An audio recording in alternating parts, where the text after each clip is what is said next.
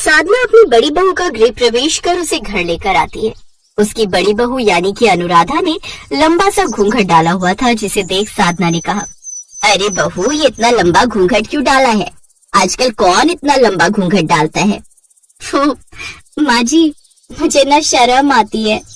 वाह वाह, आजकल कहाँ मिलती है ऐसी शर्माने वाली बहू। खुश रहो खुश रहो। कुछ देर बाद वो अपने कमरे में जाती है, जहाँ उसका पति विनोद उसके पास आने की कोशिश करता है तो वो झट से पीछे हट जाती है। अरे क्या हुआ? जी वो मुझे ना बहुत शर्म आ रही है। अरे मैं तुम्हारा पति हूँ, अब मुझसे कैसी शर्म? और ये सब तो हर पति पत्नी के बीच होता है। हाँ, लेकिन अभी नहीं, कुछ दिन बाद। वो क्या है ना, अभी मुझे बहुत शर्म आ रही है। अच्छा, समझ गया। नई नई शादी हुई है ना, इसीलिए। खैर कोई नहीं, आज ना सही, 2 दिन बाद ही सही। अनुराधा बहुत ही शर्मीले स्वभाव की थी। वो हर छोटी छोटी बात पर शर्मा जाती थी। अगले दिन उसकी मुंह दिखाई की रस्म होती है। उसकी सास उसके कमरे में आती है। चलो बहू, तुम्हारी मुंह दिखाई है, जल्दी से तैयार होकर आ जाओ।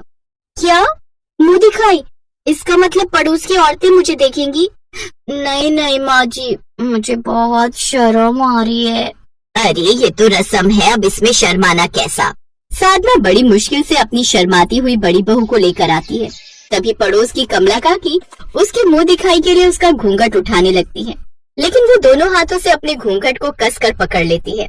अरे ये क्या कर रही हो बहू? देख तो साधना, तेरी बहू ने घूंघट कितना कसकर पकड़ा हुआ है। इसके नैन नक्श अच्छे नहीं है क्या, जो अपना चेहरा छुपा रही है? अरे नहीं नहीं, मेरी बहू तो सुंदर है, लेकिन ये शर्मीली बड़ी है। अरे बहू, क्या कर रही है? माँ जी, मुझे शर्म आ रही है। साधना गुस्से उसका घूंघट इतनी जोर से खींचती है और सब औरतें उसका मुंह देख लेती हैं। लो बहनों, हो गई मुंह दिखाई। साधना की बहू ने एक साथ ही सबको अपना मुंह दिखा दिया। सब औरतें वहाँ से चली जाती हैं। ऐसे कुछ दिन बीत जाते हैं। अब साधना अपनी बहू के इस व्यवहार से बड़ी दुखी आ चुकी थी। वो ना तो किसी से ज्यादा बात करती, कुछ बात बोल दो तो ऐसे शर्मा कर भागती कि पूछो ही मत। ऐसे ही समय बीत जाता है और उसकी शादी को 2 साल हो जाते हैं। 2 साल बाद साधना का छोटा बेटा एक रोज निधि नाम की एक मॉडर्न लड़की से शादी कर उसे घर ले आता है। लड़की सुंदर थी, इसलिए साधना ने भी उसे अपना लिया। अगली सुबह साधना निधि को जगाने कमरे में जाती है तो वो नाइटी पहनकर बाहर आती है। यस माँ जी, आप इतनी सुबह सुबह? है सुबह? बहू बाहर देख, 10 बज रहे हैं, आधा दिन बीत गया। और ये कैसे कपड़े पहने हैं तूने, वो भी हमारे सामने? इसे नाइटी कहते हैं जो सोते वक्त पहनते हैं। अच्छा ठीक है, चल अब जल्दी से अच्छी सी साड़ी पहनकर बाहर आ जा, आज तेरी मुंह दिखाई की रस्म है ना। ओह वाह, मुंह दिखाई, इसका मतलब मुझे ढेर सारे गिफ्ट्स मिलेंगे। मैं बस यूं तैयार होकर आती हूँ। Oh God, I am so excited.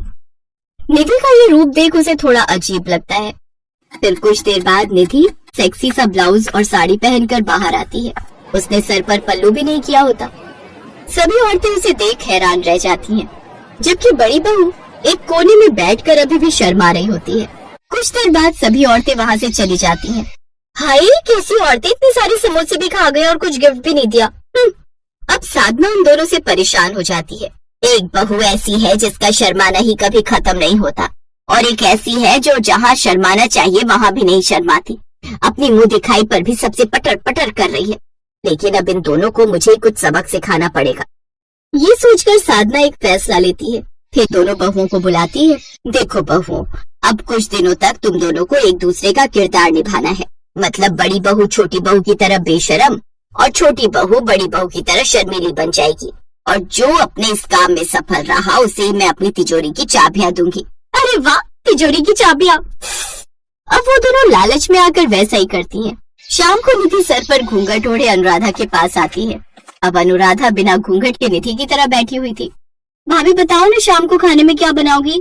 क्या मतलब? क्या बनाओगी मतलब? जो तुम्हें खाना जाकर बना लो, मैं क्या तुम्हारी नौकर हूँ? ये सुनकर निधि को बड़ा गुस्सा आता है और वो चुपचाप खाना बनाने लगती है। फिर एक रोज, अरे किसके चिल्लाने की आवाज आई?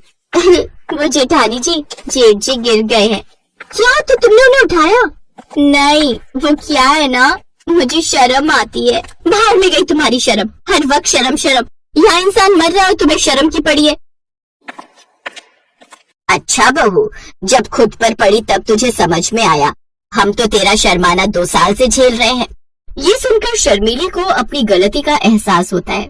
ऐसे ही एक रोज निधि की कुछ सहेलियां घर आती हैं तो अनुराधा बेशर्म बनते हुए उनसे कहती है, अरे ये तुम्हारी वही सहेली है ना जिसके बारे में तुम कह रही थी कि मंगल बाजार का 100 वाला पर्स या जूतियां तुम्हें बर्थडे गिफ्ट में दे देती है।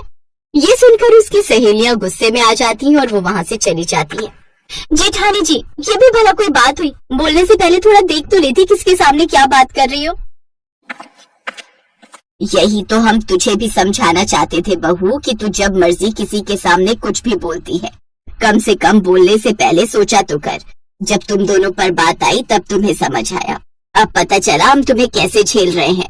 अब उन दोनों को अपनी गलती का एहसास होता है और वो अपनी सास से माफी मांगती है। उस दिन के बाद से वो दोनों सुधर जाती हैं। शर्मीली बहू बात बात पर शर्माना छोड़ देती है और दूसरी बहू अपनी बेशर्मी छोड़ देती है।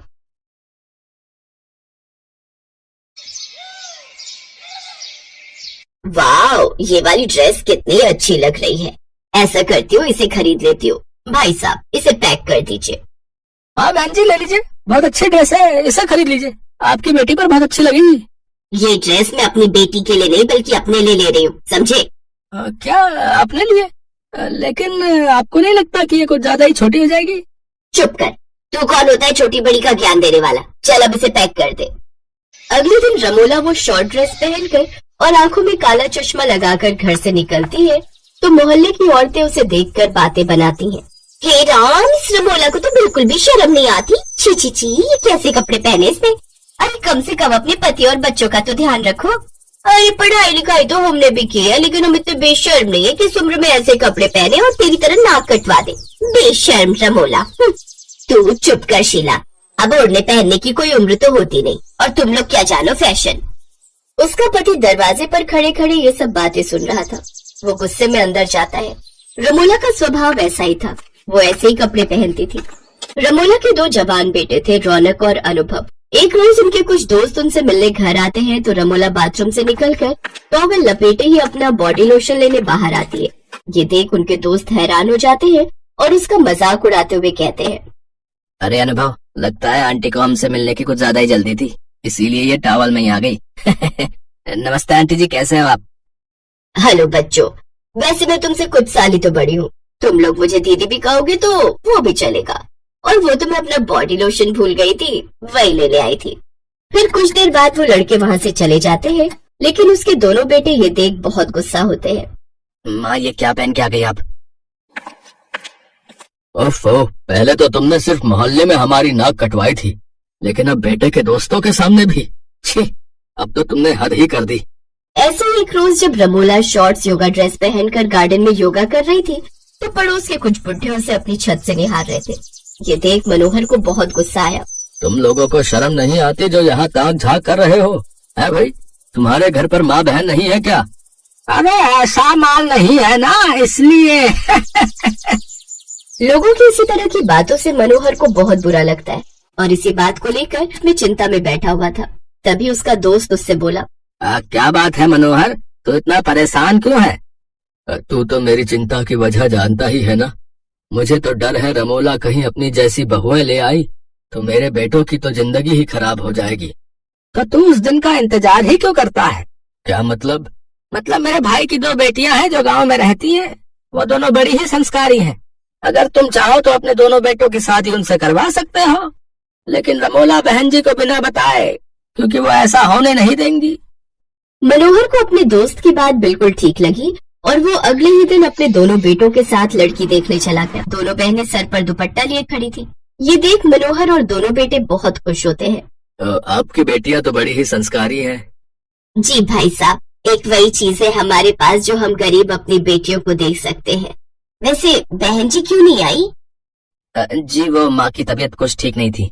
इसी तरह वो बात को घुमा देते हैं। 2 दिन बाद दोनों बहुएं ब्याह कर अपने ससुराल आ जाती हैं, जहाँ उनका ससुर उन दोनों का गृह प्रवेश करवाता है, क्योंकि उनकी सास तो अभी तक सो रही थी। इसके बाद वो फ्रेश होकर सबसे पहले सर पर घूंघट ओढ़े पूजा पाठ करती हैं। फिर रसोई में चली जाती हैं और अपने सास ससुर के लिए चाय बनाकर लाती हैं। उठिए माँ जी, उठकर चाय पी लीजिए। कौन हो तुम और मेरे कमरे में क्या कर रही हो? कहीं तुम कोई चोर तो नहीं हो? हम दोनों आपकी बहुएं हैं माँ जी, ये लीजिए चाय पीजिए। ये सुनकर रमोला के होश उड़ जाते हैं। फिर मनोहर उसे सब बताता है। रमोला हैरान रह जाती है और अपनी दोनों बहुओं को घूंघट में देखकर तो उसे और भी ज्यादा गुस्सा आता है, लेकिन अब वो कर भी क्या सकती थी। वो बिना चाय पिए फ्रेश होने चली जाती है। कुछ देर बाद दोनों बहुएं बढ़िया सा नाश्ता बनाकर तैयार कर लेती हैं। कुछ देर बाद रमोला भी शॉर्ट ड्रेस पहनकर हॉल में आती है, जिसे देखकर रोशनी कहती है, अरे माँ जी, ये आपने कैसे कपड़े पहने हुए हैं? ये तो ऐसा लग रहा है जैसे कोई छोटे बच्चे के कपड़े पहने हुए हैं। ओहो, गवार बहू, इसे क्रॉप टॉप कहते हैं। अब तुम गवारों को क्या पता? लेकिन ऐसे कपड़े पहने हुए तो हमने बस बच्चों को देखा है। हमारे गांव में सब छोटे बच्चे पहनते थे ऐसे कपड़े। ये सुनकर मनोहर और उसके दोनों बेटे जोर जोर से हंसने लगते हैं, लेकिन रमोला गुस्से में अपने कमरे में चली जाती है। कुछ दिन बाद जब वो दोनों बहुएं सर पर घूंघट ओढ़े बाजार जाती है, तो उन्हें देखकर मोहल्ले की औरतें बातें बनाती हैं। अरे, आज तक तो देखा था सास संस्कारी होती है और बहुएं बेशरम, लेकिन अब तो जमाना उल्टा आ गया है। इनके यहाँ तो बहुएं घूंघट वाली आई हैं और सास छोटे छोटे कपड़े पहनने वाली बेशरम। जब दोनों बहुएं अपनी सास के बारे में ये सब सुनती हैं, तो उन्हें बहुत बुरा लगता है और वो घर आकर इस बारे में अपनी सास से बात करती हैं। माँ जी, आपको पता है आपके इन कपड़ों की वजह से लोग कैसी कैसी बातें बनाते हैं। मुझे फर्क नहीं पड़ता, मेरे जो जी में आएगा मैं करूंगी, समझी तुम? ऐसे ही समय गुजरता है। कुछ दिनों बाद उनके घर पर हवन होता है, जहाँ दोनों बहुएं साड़ी पहनकर घूंघट डालकर खड़ी होती हैं। रमोला शॉर्ट ड्रेस पहनकर वहाँ आती है। हवन खत्म होने वाला है मनोहर जी, आपकी पत्नी कहाँ है? ओह सॉरी, वो तैयार होने में थोड़ा समय लग गया। छी छी छी, ये सब क्या है? पूजा में ऐसे कपड़े, घोर अपशकुन। आज के बाद मैं तो क्या कोई भी पंडित आपके यहाँ पूजा में नहीं आएगा। छी, अब यही दिन देखना बाकी रह गया था। मुझे तो शर्म आती है आपको माँ कहते हुए भी। पंडित जी गुस्से में वहाँ से चले जाते हैं। सभी उसको खरी खोटी सुनाकर चले जाते हैं। उस दिन रमोला को पहली बार थोड़ा बुरा लगा था। 2 दिन बाद वो टेलर के पास कपड़े लेने जाती है। वाओ, ये टॉप तो आपने अच्छा सिला है, लेकिन इसका गला थोड़ा डीप हो गया है। तो क्या हुआ बहन जी, आप तो वैसे भी डीप नेक ही पहनती हैं, और सच कहूँ तो आपके सेक्सी फिगर पर ये कमाल का लगेगा। गुस्से में वो टॉप वो उस टेलर के मुंह पर मार कर आती है, लेकिन अब उसे अपनी गलती का एहसास हो जाता है और वो अब सब मॉडर्न कपड़े छोड़ साड़ी में आ जाती है और साड़ी पहनकर सबके सामने आती है। रमोला का ये रूप देखकर सभी बहुत खुश होते हैं। आप सभी लोग मुझे माफ कर दीजिए, मेरे मॉडर्न कपड़ों की वजह से तुम सबकी कितनी बेइज्जती हुई है, मुझे माफ कर दो। जहाँ सास बहू को संस्कारी होना सिखाती है, वही मेरी संस्कारी बहुओं ने मुझे तमीज में रहना सिखाया। अब से आपको रमोला का यही नया रूप देखने को मिलेगा। रमोला की ये बात सुनकर सभी बहुत खुश होते हैं और अब वो सब एक साथ खुशी खुशी मिलकर रहते हैं।